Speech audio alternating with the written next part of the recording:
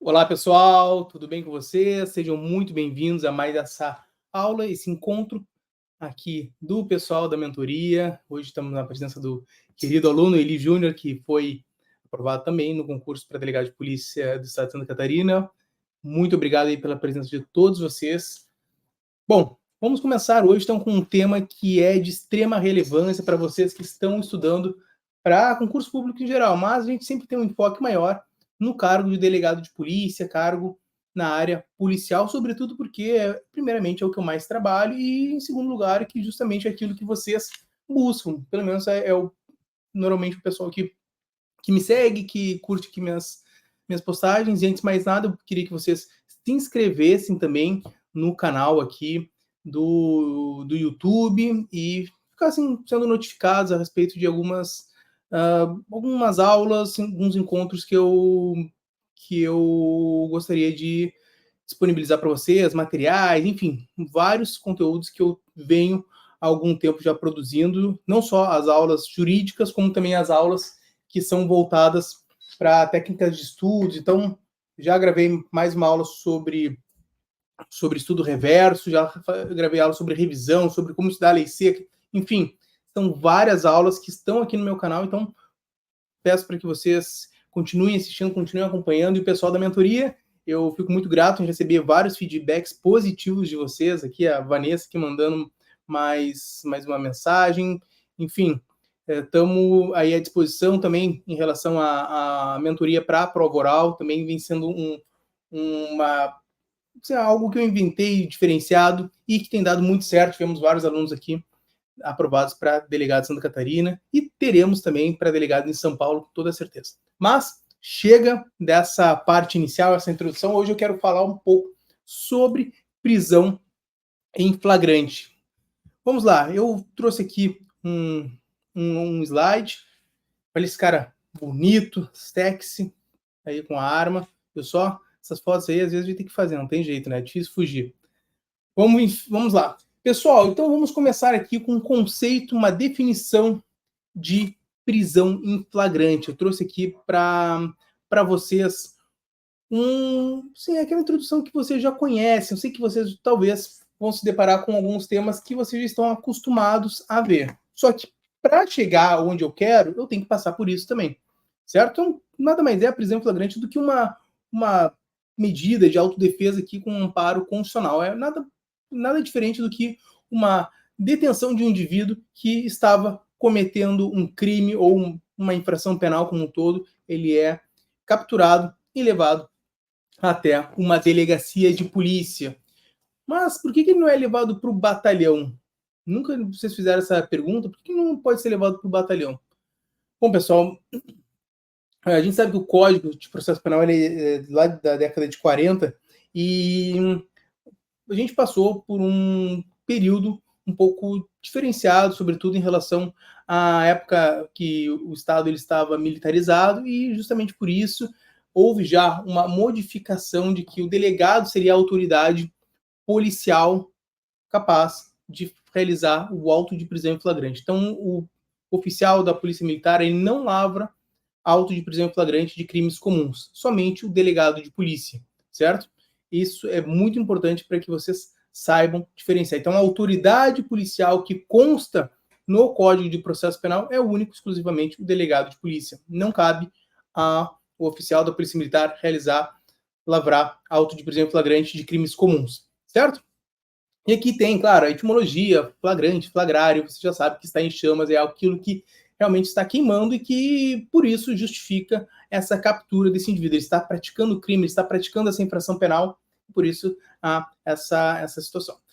E aí, sim um ato administrativo e não é necessária autorização judicial para lavrar o auto de prisão em flagrante pelo delegado de polícia, mas somente para homologar a lavratura do auto de prisão, homologar o flagrante propriamente dito. Ou seja, o procedimento de flagrante ele é encaminhado posteriormente ao Poder Judiciário, com cópia ao Ministério Público, à Defensoria Pública, para as medidas de praxe, e, nesse sentido, o juiz, após 24 horas, ele vai realizar essa homologação do flagrante, ou não, ou pode ser que ele não homologue e acabe relaxando, certo? Mas tem uma situação aqui que talvez vocês não saibam, que é em relação ao HC, o habeas corpus. A autoridade coatora é o delegado de polícia quando o flagrante ele não está ainda comunicado. Digamos que o indivíduo tenha sido capturado e ele se encontra em delegacia. Se eventualmente um advogado quiser já impetrar um habeas corpus, um HC nesse sentido, ele pode já realizá-lo, mas quem será a autoridade coatora será o delegado de polícia.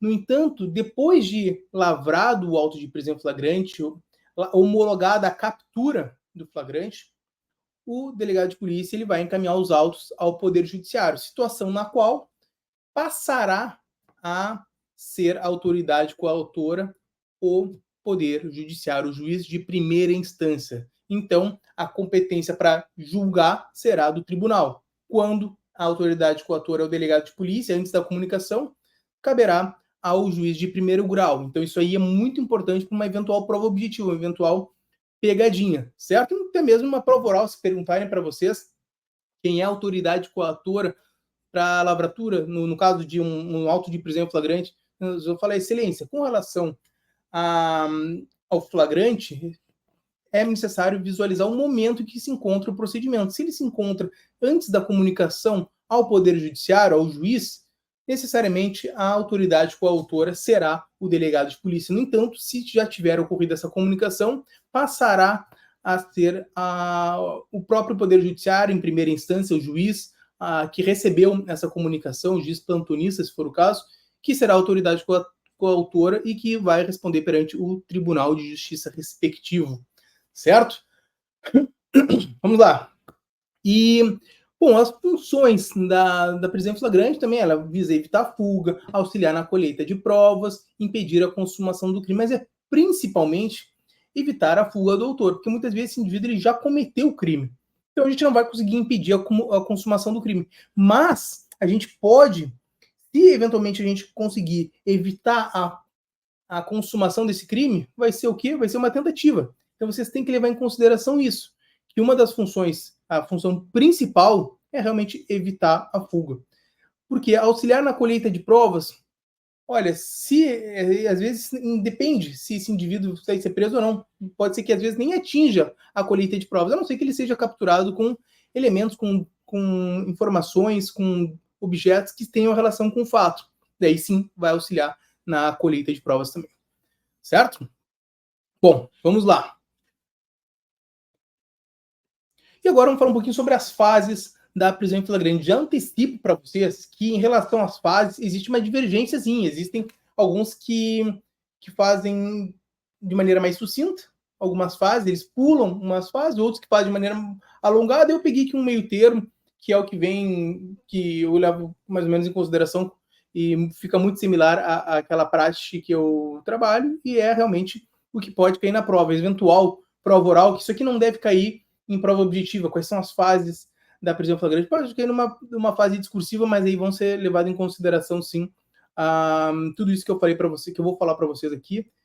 Mas vamos lá, sempre inicia a primeira fase da prisão em flagrante, ela se dá, não tem nada a ver com o delegado de polícia, como regra geral. Ou pode ser, a não ser que o delegado de polícia ele realize propriamente essa captura. A captura, normalmente, ela ocorre por meio dos policiais militares, policiais civis que se encontram numa situação de investigação e que realizem flagrante, mas não é pelo delegado de polícia propriamente dito, a não ser que o delegado esteja numa função de investigação, certo? E não aquele que vai, digamos, um plantonista. Na captura, é necessário que haja uma aparência ilicitude, uma aparência tipicidade. A finalidade dessa primeira fase da captura é proteger o bem jurídico. O bem jurídico ele acabou de ser violado ou ele está sendo violado e por essa razão ocorre essa captura para cessar essa situação, certo? Eu vou um pouquinho mais acelerado aqui para também a gente não perder tanto tempo. Aí a condução coercitiva que não se confunde com aquela condução coercitiva de testemunhas, de peritos, enfim. Mas é sim uma condução coercitiva, porque esse indivíduo ele acabou de realizar um ato, a princípio, com ilicitude, materialidade, ilicitude e tipicidade, e por essa razão ele vai ser conduzido coercitivamente, ele vai ser colocado gentilmente dentro da viatura e vai ser convidado a comparecer até uma delegacia de polícia. Aí a gente tem alguns casos que há infração de menor potencial ofensivo, às vezes porte de drogas, às vezes uma simples ameaça, enfim, existem algumas situações que é permitido uma infração, que cabe uma infração de menor potencial ofensivo e não um crime propriamente dito, situação na qual não haverá a lavratura do auto de prisão em flagrante, sim a instauração de um termo circunstanciado. Haverá um termo circunstanciado que é para infrações penais que sejam inferiores a 2 anos, certo? Então, por isso, algumas situações diz a própria lei, não se imporá prisão em flagrante. Mesmo assim, vai ser conduzido até uma delegacia de polícia, perante um delegado de polícia que vai averiguar toda a situação. E sempre lembrando que se não houver uma autoridade policial, um delegado de polícia, no local em que ocorreu a infração, deve ser conduzido esse indivíduo para o local mais próximo, ou seja, para a delegacia mais próxima. Nunca para um batalhão, nunca em nenhuma unidade da Polícia Militar, e sim da Polícia Civil.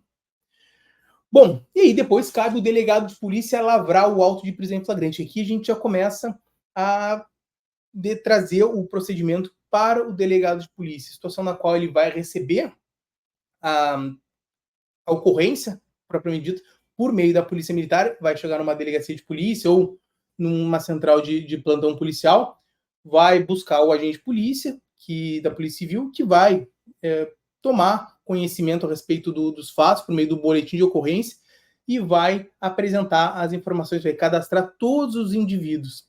E aí, com base nisso, as testemunhas, no mínimo 2 testemunhas, como exige o Código de Processo Penal, uma delas vai ser o condutor e a outra é testemunha, pelo menos isso. E normalmente vai ter a vítima também, quando for o caso com vítimas, né, que seja passível de ter uma vítima imediata.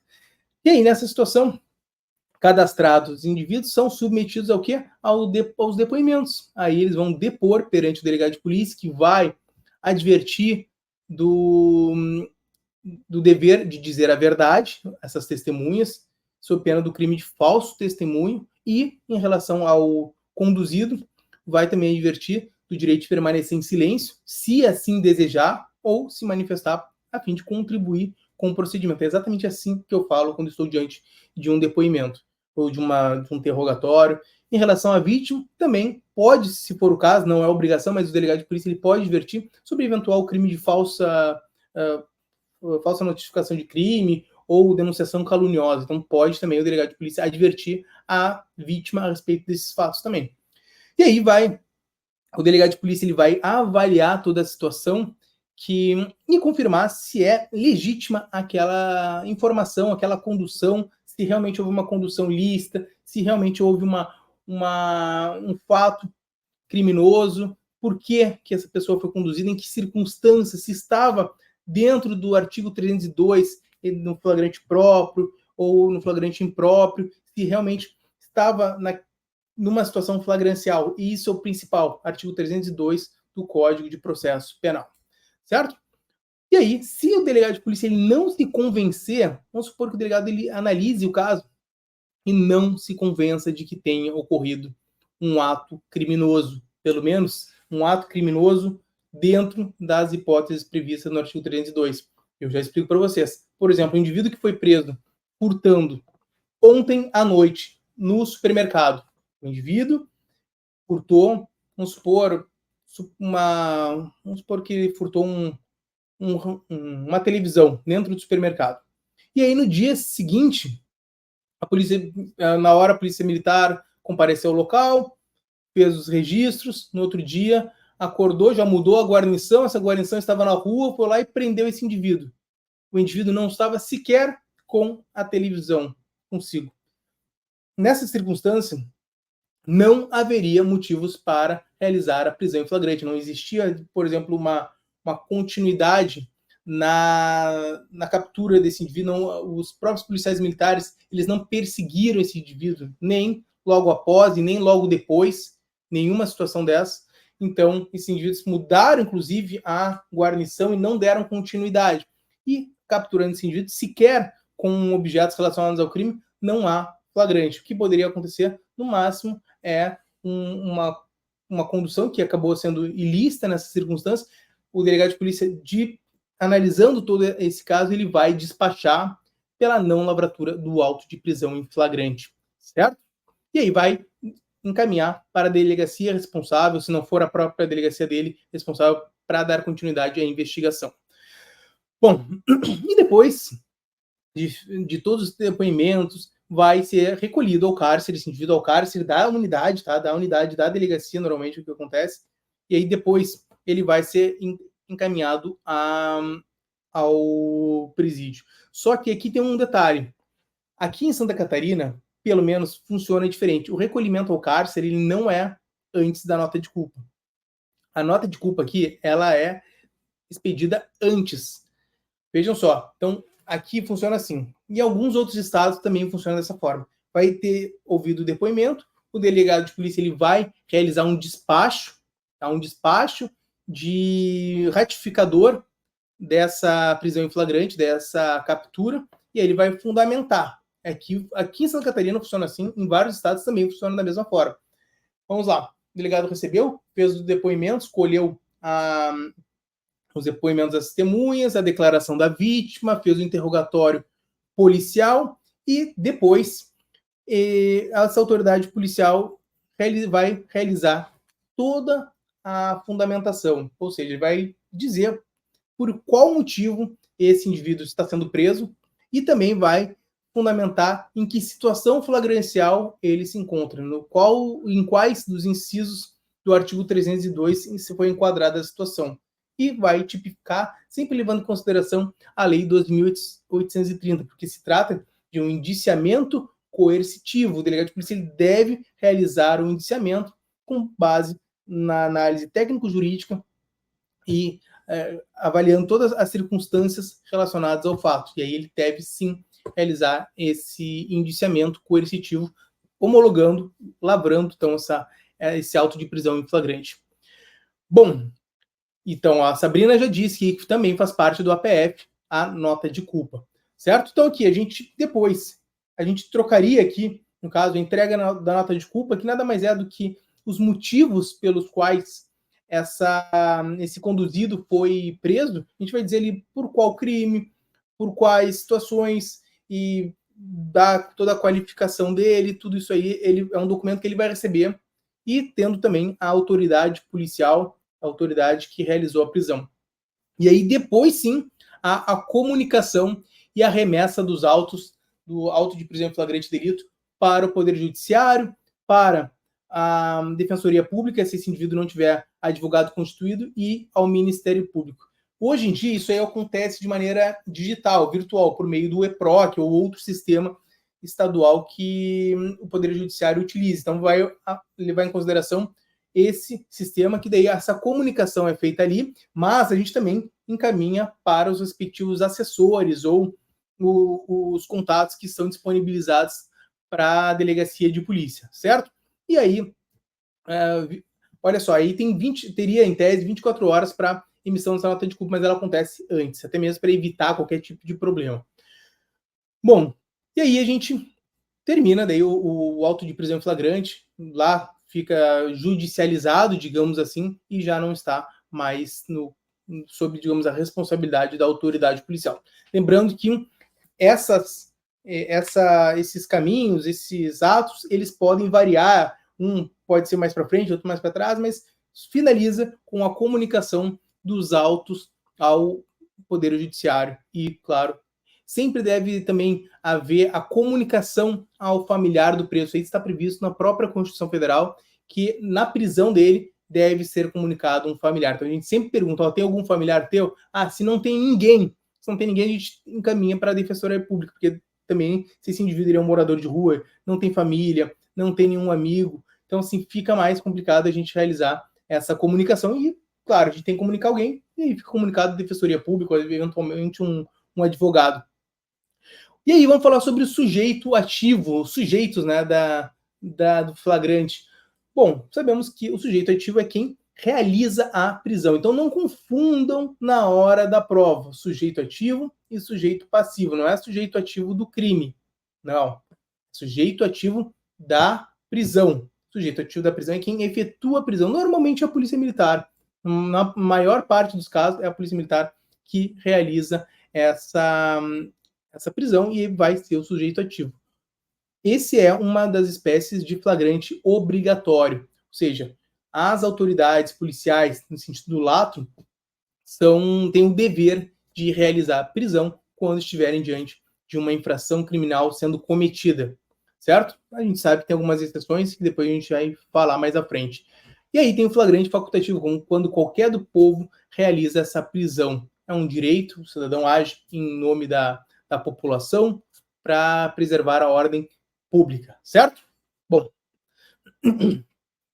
E aí o sujeito passivo sim é aquele que é preso, que está cometendo a infração, que realizou o ato criminoso, e aí o tipo penal, enfim. E aí qualquer pessoa também, normalmente, como regra geral, pode ser presa. Assim como qualquer do povo pode prender, qualquer do povo pode ser sujeito passivo, ou seja, pode ser preso.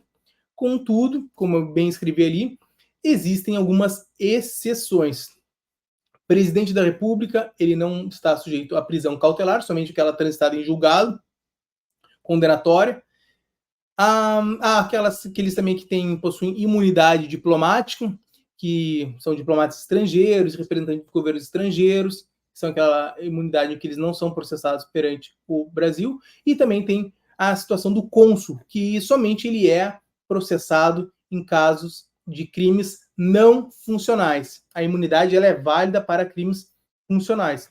Magistrados e membros do Ministério Público também não são presos somente em casos de crimes inafiançáveis, em flagrante de crimes inafiançáveis, tá, pessoal? Então, existe aqui um regramento que está previsto na LOMAN e também na Lei Orgânica do Ministério Público. Essas duas leis, elas também vedam, lembrando, o indiciamento. Por conta disso, não há como realizar um auto de prisão em flagrante desses indivíduos, somente no caso de crime inafiançável. E quando for o caso de crime inafiançável, vocês têm que levar em consideração que quem lavra o auto de prisão em flagrante não é o delegado de polícia, é encaminhado os autos. Isso aí nunca aconteceu na prática comigo, mas isso aí eu já ouvi uma consulta em um grupo que é encaminhado os autos para a presidência do Tribunal de Justiça, vai para o plantão, e esse plantão notifica o presidente do Tribunal de Justiça, que vai analisar a prisão, certo? E a mesma coisa em relação ao Ministério Público com o Procurador-Geral de Justiça. Beleza? Advogados. Aí pergunta, professor, advogados não podem ser presos? Não, eles não podem ser presos. Eles podem ser presos como regra geral, mas por motivos da profissão, eles não podem ser presos em flagrante, salvo em caso de crime inafiançável, pessoal. Então, por exemplo, se ele estiver numa situação de falso testemunho, por exemplo, ele está ali, ele é testemunho no caso, ele está no exercício da sua profissão, aí, ou ele numa eventual injúria, numa eventual calúnia que ele cometeu no exercício da profissão, ele não vai ser preso, salvo se ele matar alguém, um colega advogado que teria feito o recurso errado, aí ele vai ser preso sim, porque é um crime inafiançável. Certo? Sempre levando em consideração que deve estar presente um representante da OAB. E não há vedação em relação à prisão preventiva ou temporária. A gente já cansou de ver advogado preso em relação a envolvimento com organizações criminosas, é bem comum, então essa vedação ela não prospera. Fechou? Bom, em relação a parlamentares, senadores e deputados estaduais, federais e distritais, esses também não... Desculpa, não, em relação aos senadores, é isso mesmo, senadores, deputados estaduais, federais e distritais. Eles não podem ser presos, como regra geral, salvo em caso de crime inafiançável, em flagrante de crime inafiançável. E aqui teve um HC 89417, porque o STF entendeu que essa imunidade ela não é absoluta, ou seja, ela já entendeu que cabe a prisão de deputado, a prisão em flagrante de deputado, prisão preventiva decretada pelo STJ. A gente vai falar depois, numa outra aula, sobre prisão preventiva, a gente vai aprofundar um pouco mais nessa parte, vai ser uma aula mais ou menos parecida com essa, mas com muito mais conteúdo também. E aí, o vereador, ele não possui imunidade formal, ele não tem qualquer tipo de foro por prerrogativa de função, ele não tem essa prerrogativa de não ser preso em flagrante, pode ser preso em flagrante, não tem qualquer tipo de vedação. Tivemos também aquela situação do Delcídio do Amaral, ex-senador, em que o STF entendeu que foi uma manobra assim, difícil de compreender até hoje, mas entenderam que quando estivesse os requisitos da prisão preventiva assim, vigentes, presentes, não caberia a aplicação do artigo 324, inciso 4, motivo pelo qual passaria a ser inafiançável o delito, então, por essa razão, caberia prisão preventiva. Certo? Bom, e aí vamos às espécies de flagrante. Flagrante próprio, flagrante impróprio, flagrante presumido. Normalmente acontece o flagrante próprio, o indivíduo acabou de cometer infração ou ele está cometendo a infração. Quando ele estiver cometendo a infração, vocês vão entender que quase sempre, ou para não dizer sempre, esse indivíduo vai ser preso por um crime tentado. Eu explico. Se esse indivíduo está cometendo o crime e há prisão em flagrante dele, quer dizer que ele muito provavelmente não chegou a consumar. Mas existem várias hipóteses que vai configurar, assim, por exemplo, um caso de estupro, vai configurar, porque o estupro já começa a se consumar muito antes, nos primeiros toques, e aí já haveria consumação. Se fosse pego num ato de conjunção carnal, já está configurado. Mas existem várias hipóteses que esse indivíduo está cometendo e não consumou. Então, já a doutrina, parte da doutrina entende que aí aplicaria o artigo 14, inciso 2, uma tentativa, por exemplo, num roubo, o indivíduo está dentro de um banco realizando a subtração e ele não conseguiu sair do banco ainda. Então, nesse caso, ele seria tentado, ok? Flagrante impróprio, também chamado de irreal, quase flagrante, imperfeito. É legal que vocês saibam esses termos, justamente porque em provas eles gostam de cobrar algumas coisas assim, principalmente em provas objetivas. E aí vai ocorrer quando esse indivíduo ele é preso, perseguido, no caso, perseguido, e logo após a prática do delito. Então, é aquelas situações em que é muito comum, a gente vê muito aqui pelo Brasil afora, o indivíduo cometeu um crime. Vamos lá, deixa eu só botar aqui. O indivíduo cometeu um crime. Supor que ele cometeu um crime de roubo a um banco, vamos falar. Cometeu um crime, um roubo, um homicídio. Eu trabalho com homicídio, fala de homicídio. O indivíduo cometeu um homicídio ontem à noite. Aí a polícia militar, a polícia civil começaram a se mobilizar. No entanto, não houve a captura desse indivíduo.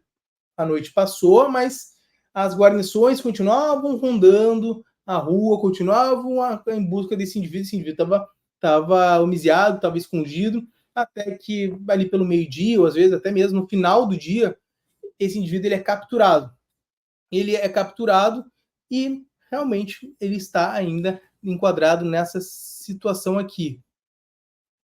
Vejam, ele foi perseguido logo após a prática do delito e em situação, depois ele foi capturado em situação que faça presumir ele ser o autor, ou seja, ele estava, vamos dizer assim, com a roupa cheia de sangue, ele estava, às vezes, escondido em determinado lugar, então tudo isso vai ser levado em consideração. Não existe uma previsão do quanto de tempo que vai ser levado em consideração, se é um dia, 2 dias, não. Inclusive, existem vários casos que já até mesmo ocorreu uma semana, desde que essa perseguição ela seja contínua, essa perseguição ela não pare, ela não cesse, ok? E aí esse é o caso do flagrante impróprio. Aí temos o flagrante presumido. É outra espécie de flagrante que também é bem comum. Ela ocorre quando o agente é encontrado logo depois com instrumentos ou objetos que façam presumir ser ele autor da infração. Sobre isso, existe já uma discussão se esse logo após é igual, é sinônimo deste logo depois. Alguns doutrinadores entendem que isso aí seria praticamente sinônimos, as expressões sinônimas, mas a doutrina majoritária considera que, no caso do logo depois ser encontrado com instrumentos que façam presumir que seja o autor do crime, é uma situação em que, sim, aí sim, vamos supor, esse indivíduo ele cometeu um roubo a um banco, ele vai embora, a polícia continua procurando ele, mas desiste. Vai chegar em um certo momento que a polícia vai desistir. Desistiu, não conseguiram encontrar. Aí, no dia seguinte, uma guarnição passa, olha o indivíduo, tá com digamos, com maçarico, tá com armas relacionadas ao crime, e vai, nessa situação, ele vai ser preso porque ele está com o quê? Com objetos que façam presumir ser ele o autor do crime. Então, nesse caso aqui, não há uma perseguição contínua. Essa perseguição, ela é cessada. Vejam só a diferença. Quando há flagrante impróprio, há perseguição. Necessariamente vai haver a perseguição. Quando há um flagrante presumido, essa perseguição ela pode ser quebrada, mas desde que não ocorra um tempo desarrazoado. Não adianta o indivíduo que foi preso cometeu o crime há uns 3, 4 dias atrás, seja encontrado hoje com os objetos. Aí fica mais difícil. Mas não é impossível. Se houver elementos suficientes que aquele indivíduo realmente cometeu o crime, se existem uma continuidade, pelo menos, da polícia em busca desse indivíduo, ainda que não seja uma perseguição propriamente dita, poderia sim configurar também a prisão em flagrante. Inclusive a doutrina, como eu disse, a doutrina diverge nesse ponto aí. Flagrante preparado ou provocado é uma indução, nada mais é do que uma indução, um crime impossível, em que esse indivíduo ele age a partir de uma provocação. Por exemplo, vamos supor que uma empregada doméstica esteja trabalhando numa residência e a vítima coloca ali dinheiro perto de um determinado lugar e filma essa empregada. Aí essa empregada ela vai subtrair, mas antes que ela saia de casa, na cozinha mesmo, a dona vai lá e captura e chama a polícia e diz que ela estava subtraindo e mostra a câmera de segurança. Nessa situação, não há o crime. Não resta a configuração do crime. Por quê? Porque é um crime impossível. Ela sequer conseguiu sair do local para consumar o delito. Ela estava dentro do local que ainda estava sob a vigilância da própria proprietária, a qual inviabilizou a consumação do delito. Se ela conseguisse sair de casa, certamente poderia configurar o crime. Isso acontece muito também em relação aos supermercados. Hoje em dia já está mudando esse posicionamento, ele oscila muito. Eles têm colocado que após o caixa, porque daí o indivíduo realmente demonstra que não vai pagar os bens, após o caixa já poderia realizar a prisão em flagrante, ainda que estivesse dentro do supermercado. Alguns também preferem realizar essa prisão dentro do estacionamento, enfim. Isso aí é dependendo do caso concreto, mas nesse crime, nesse caso, a incidência da súmula 145 do STF, em que não há crime quando a preparação do flagrante pela polícia torna impossível a sua consumação. É pela polícia ou também por indivíduos, pelo particular, é possível também que haja incidência dessa súmula, ok? Flagrante forjado ou fabricado é a situação em que o agente é induzido. Então, você vai lá, insere droga no bolso desse indivíduo e realiza a prisão. É um flagrante totalmente ilícito, totalmente legal, é um crime propriamente dito. Enfim, nessa circunstância não haverá como ser realizada a prisão em flagrante. Vamos lá, flagrante esperado. Flagrante esperado, ainda que haja uma pequena divergência, prevalece amplamente o entendimento de que há, sim, a possibilidade de lavrar o auto de prisão em flagrante. A polícia, principalmente a Polícia Civil, investiga, às vezes, uma organização criminosa e sabe que eles vão realizar um furto a banco ou vão realizar determinado ato ilícito e se preparam para acompanhar. Aí eles vão acompanhar o caso, a situação, e quando houver a situação, o melhor momento, vai realizar a prisão desse indivíduo. Então vão esperar para ver se realmente esses indivíduos vão chegar. Quando eles estiverem realizando o crime, captura. Não se confunde com um flagrante prorrogado, retardado, diferido ou ação controlada, em que há um retardamento da intervenção policial, ou seja, esses indivíduos eles vão estar ali cometendo um crime, o delegado de polícia falar, gente, segura, não vamos realizar agora a prisão em flagrante. Isso aí eu só estou dando um exemplo, isso não é assim que acontece, tá, na prática. Mas, em tese, seria isso. Pessoal, segura que vamos esperar para ver o que eles vão fazer. Eles vão lá, furtam um banco. Aí eles vão lá e vão para outro local, furtam um outro banco. Se estiverem furtando o segundo banco, eles vão lá, pum, capturam.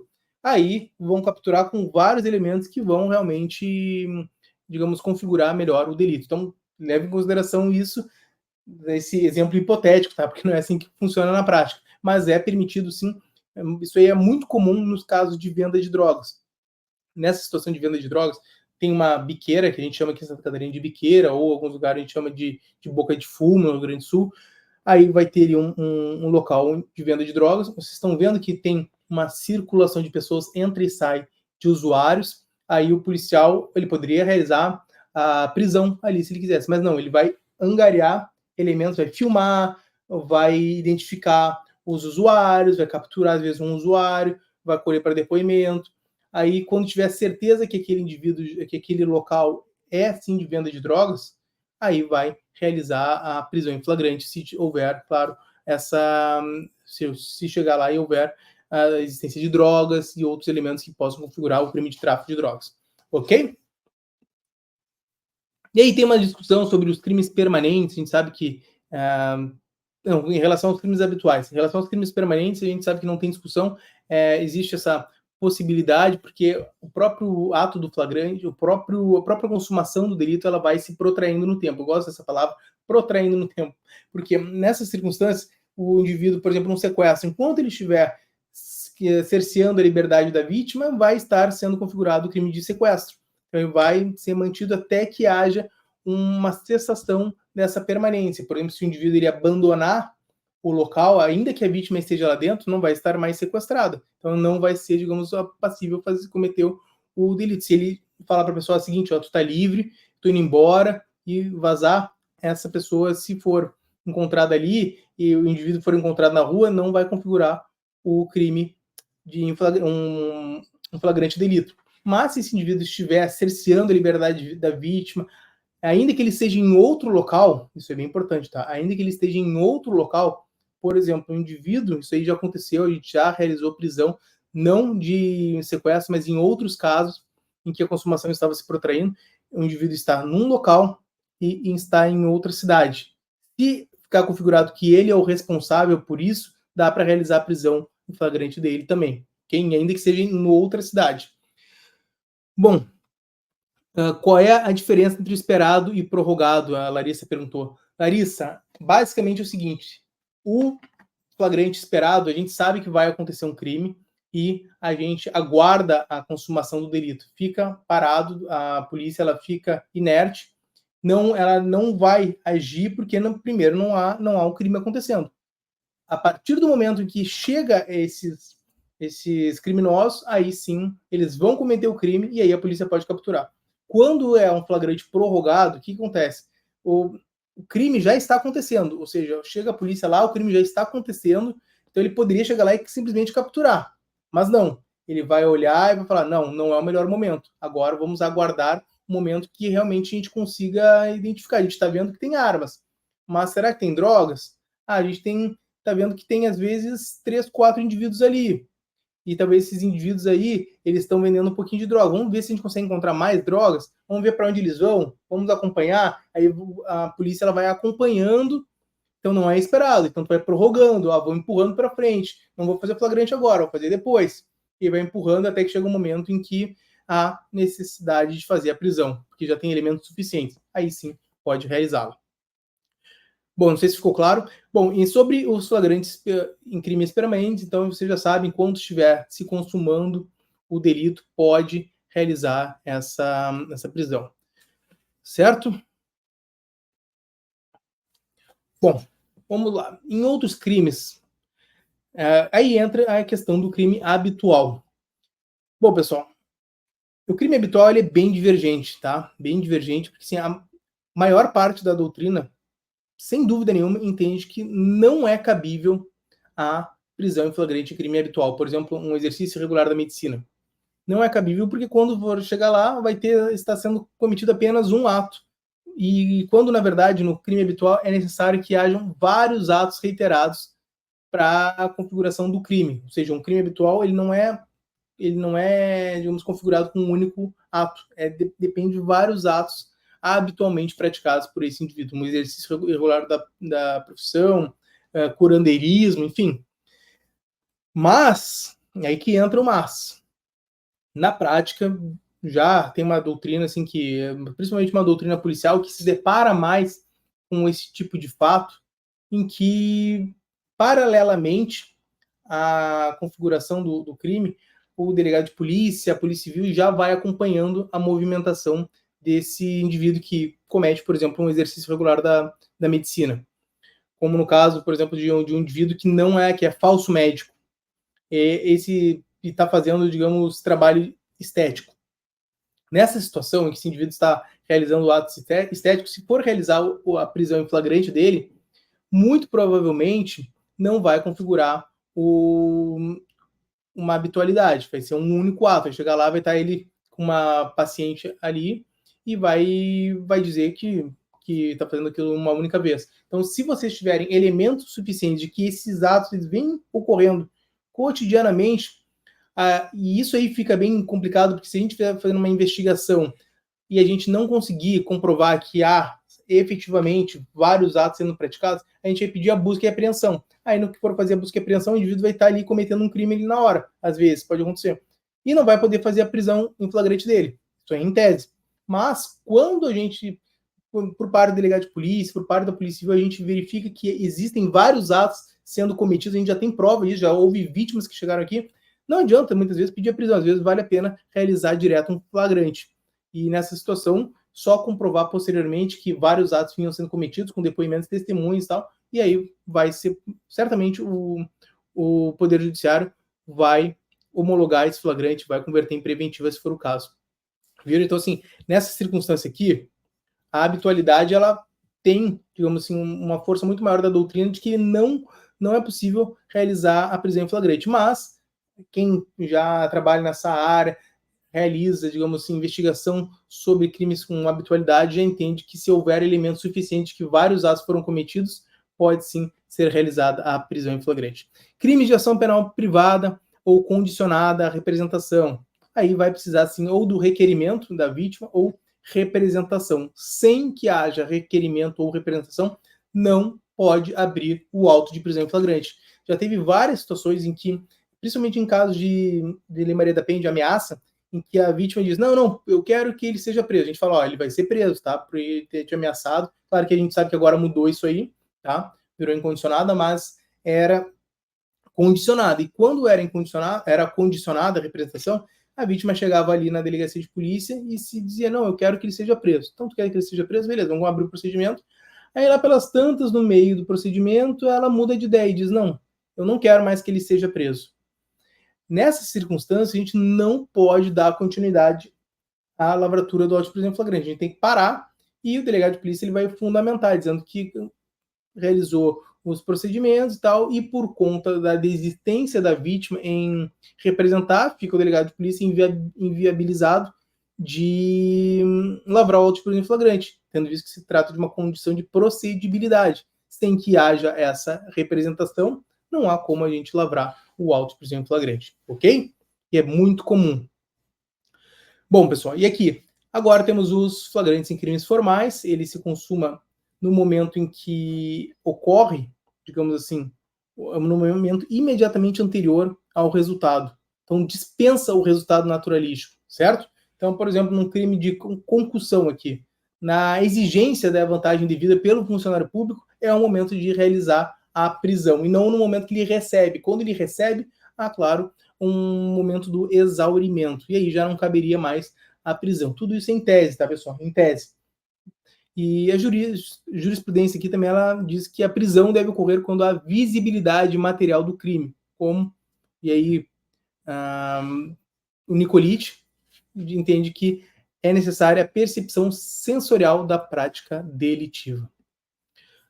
E aqui a gente vai falar um pouquinho sobre a decisão do delegado sobre a ratificação do flagrante. É sim um ato discricionário, não é vinculado. O delegado de polícia ele analisa a situação e vai verificar se há ou não a conveniência, elementos suficientes para lavrar o auto de prisão em flagrante. Ele não é obrigado, a lei não obriga ele a lavrar o auto de prisão em flagrante. Somente se houver elementos, o delegado vai avaliar e realmente vai lavrar, certo? E aí, claro, isso aí vai ser feito mediante um despacho fundamentado, um despacho ratificador. Aquele mesmo despacho que foi exigido lá na prova de delegado de polícia do Estado de Santa Catarina como peça prática, okay? Que daí foi acumulado com prisão preventiva, que é muito comum, é a prática aqui da Polícia Civil do Estado de Santa Catarina realizar aquele documento quase assim, ó, todo plantão vai fazendo no mínimo uns 3, 4 por baixo, toda vez, certo? Bom, e aí parte da doutrina entende que na dúvida, o delegado de polícia ele deve lavrar o auto de prisão em flagrante. Então, assim, não é um momento adequado para produzir, digamos, provas suficientes. Isso é o que entende parte da doutrina. Eu entendo que o delegado de polícia ele deve estar totalmente convencido de que o crime ocorreu. Se não estiver convencido, na minha opinião, não se aplica em dúbio pro societate. Deve realmente o delegado de polícia não lavrar. Se você não está convencido de que ocorreu o crime, se falta elementos, não lavre o auto de prisão em flagrante. Fundamente pela não lavratura, ok? Mas, normalmente, a maior parte dos casos já vem bem organizada essa parte, pelo menos em tese, né? A gente sabe que tem alguns casos meio cabeludo que a gente não sabe nem como foi parar na delegacia. E aí também é um momento em que o delegado de polícia realiza o despacho no caso de uma insignificância. É no momento em que ele decide se lavra ou não o auto de prisão em flagrante. Quando chega o procedimento, ele vai fazer todo o caminho de depoimentos, declaração, interrogatório, enfim, vai colher várias informações e posteriormente ele vai verificar se há ou não tipicidade. E por essa razão, vocês vão entender que se for, por exemplo, um furto de sorvete, como já aconteceu comigo, já falei isso aqui para vocês numa outra ocasião, se não me engano, em que o indivíduo ele é capturado dentro de um supermercado grande e subtraiu 2 potes de sorvete. Nessa circunstância, ele foi conduzido até a delegacia de polícia e conversado com o representante do supermercado, disse que nunca tinha visto esse indivíduo antes, que foi a primeira vez que ele foi capturado.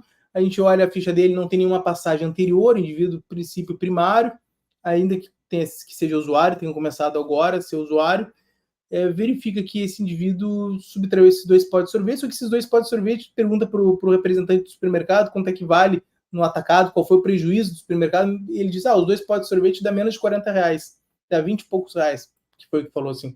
Aí a gente vai, digamos, devolver esse bem para o representante, e ele diz, não, nem precisa se preocupar, isso já tá derretido, já vai para o lixo. Então, assim, nessa circunstância, a própria vítima ela não se importa com o bem, que é, lembrando que, ainda que seja um crime de ação penal pública incondicionada, o furto, vocês têm que levar em consideração que a própria vítima sofreu um crime patrimonial, em tese. Se ela não se importa com o patrimônio dela, por que o Estado ele vai se preocupar?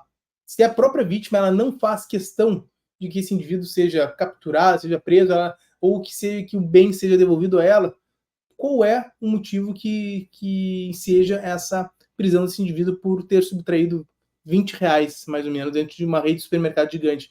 Não que ele não vai ter um ônus. Posteriormente, ele vai ter um ônus, que é, se ele for capturado novamente, ele já vai perder, digamos assim, uma falsa primariedade, digamos assim, porque ele já foi capturado antes, os registros já vão estar ali, então não faz sentido empreender esse indivíduo nessa circunstância. E aí você vai fazer o quê? Um despacho, deixando de lavrar o auto de prisão em flagrante, fundamentando no princípio da insignificância, e, inclusive, o professor Guilherme de Souza Nutti se estabelece o seguinte, que se o delegado é o primeiro juiz do fato típico, sendo bacharel de direito, concursado, tem perfeita autonomia para deixar de lavrar a prisão em flagrante se constatar a insignificância do fato. E aí o Tourinho Filho diz, a decisão deve ser fundamentada, ou seja, você deve fundamentar isso com base no artigo aí que eu vou trazer para vocês, artigo 306, não, 304, parágrafo 1º. Resultando das respostas fundada a suspeita contra o conduzido, essa é a parte principal. A autoridade mandará recolhê-lo à prisão, exceto nos casos que livrar-se solto ou prestar fiança e prosseguirá nos autos do inquérito policial. Mas, a primeira parte é muito importante. Resultando das respostas fundada a suspeita contra o conduzido. Então, se houver fundada a suspeita contra o conduzido, a autoridade policial mandará recolhê-lo à prisão. Mas, se não houver fundada a suspeita, o delegado de polícia ele deve soltar. Ele deve soltar. Então, muita gente não sabe que existe essa previsão e essa construção jurídica de aplicação do princípio da insignificância ou até mesmo de deixar de lavrar o auto de prisão em flagrante com base no artigo 304, parágrafo 1º. Ali vai ficar muito claro que existe essa possibilidade do delegado de polícia realizar esta prisão em flagrante. Certo, pessoal? Então, deu certinho aqui, 50 minutinhos essa aula. Muito obrigado a todos que participaram. Como disse a Vanessa ali, deem um like aqui para mim. Não sou muito entendido dessa parte, mas quem puder me seguir e se inscrever no meu canal do YouTube, pode ter certeza que vai ser muito importante. Obrigado a todos que participaram. Não deixem de me seguir ali no @del.eduardodefavre no Instagram. Olhem meu site, conheçam a mentoria e muito obrigado a todos aqui, meus alunos mentorados, que eu tenho muito carinho.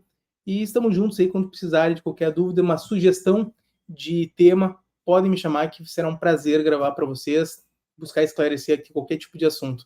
Certo, galera? Um grande abraço, uma boa semana. Tchau, tchau!